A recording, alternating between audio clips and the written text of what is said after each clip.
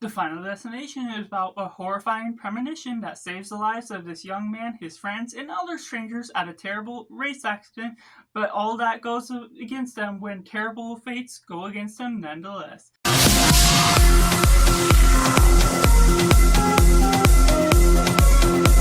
Hello and welcome Cinema, where we focus on a film. I'm Josh, this is Simply Cinema. Let me know in the comments below what you thought of The Final Destination 4. Was it good, was it bad, or somewhere right in the middle? Or if you're waiting for this review to decide if you're going to watch the franchise or not. But going it right into the positive, there's a great setup to this film where we're going with the racetrack accident as a whole, the appearance of certain aspects. It's meant to be a 3D version of the film that unfortunately you can't necessarily watch as conveniently today, so there is some distortion to how you're going to ultimately view it, but there is still a balance to what you can enjoy out of it, the kills, the setups to certain things, and it has the general vibe that you're expecting out of the Final Destination film. The horrifying fates of the death and everything we can fear from it, the unexpected real life circumstances that can go against us and lead into our greatest fears that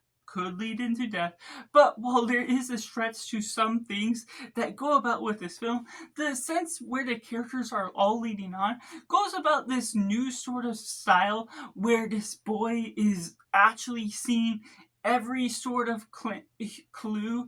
through a different premonition before each death actually happens. That doesn't necessarily lead him on to know who is going to die, how exactly it happened, but all the clues are laid out at least in a different fashion that I can really appreciate. The racetrack accident is a great premonition in some sense by the way things are set up. And they also lead into this great finale that is one of my favorite scenes of the franchise, honestly, that I've seen thus far. The mall scene, it goes about this theater explosion and everything that leads on through this premonition because the foreshadowing he sees, as well as how it all plays out, leads into some interesting plays with where this franchise is going as a whole, and it goes into different stretches throughout the film of these characters that do have something to offer a little bit here and there, which takes me into the mix elements.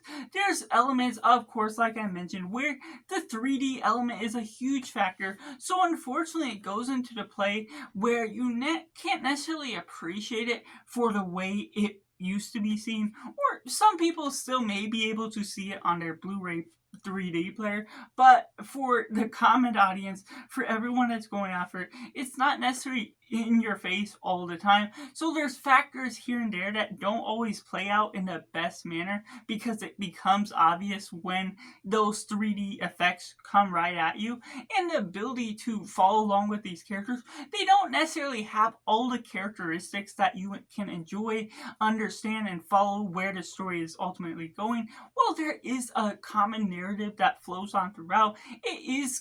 kind of sporadic at times for the nature of where you're going. All of the group is not always connected. That's not always my big cup of tea with what I'm wanting. I normally like when the characters are connected together, they have a relationship, or even are strangers to each other, but end up helping each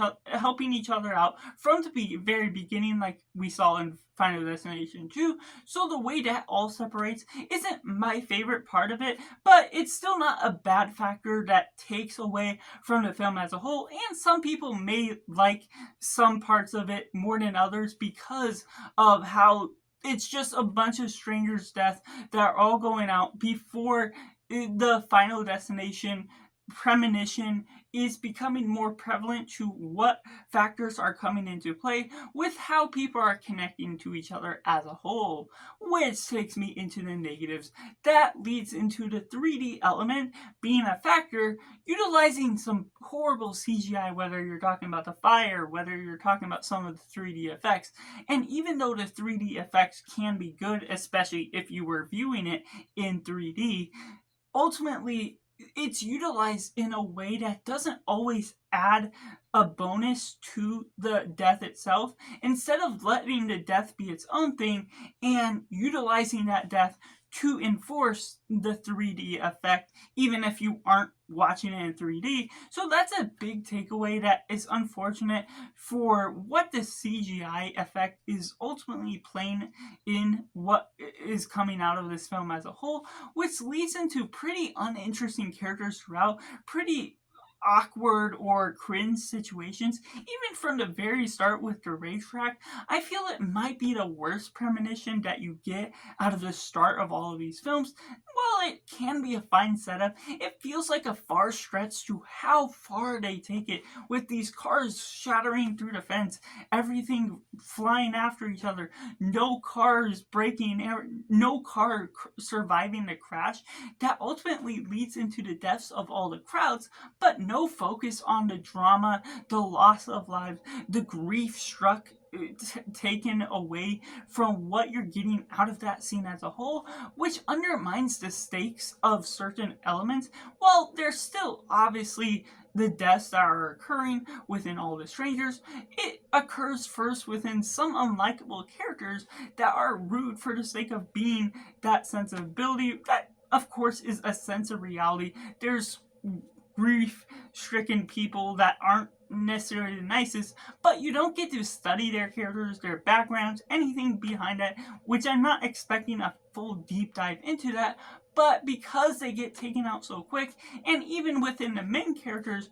even throughout the where they last, you don't necessarily get the full connection of the chemistry to them. There's a little bit here and there, the signs of a relationship between boyfriend and girlfriend, but not ultimately something well deserved to the nature of what you're establishing out of their characters, how they're connecting to each other. And while you're getting a security guard that eventually joins their force in believing what the premonition is all about and trying to stop the deaths from happening, there's some weird circumstances here and there about how that all unfolds that does go in some new ways, but unfortunately that feels like a force that they're trying to just be different because you don't want it to be the same type of film than what we got previously, but it still ends up feeling that way, but in a worse manner because of the way all this unfolds with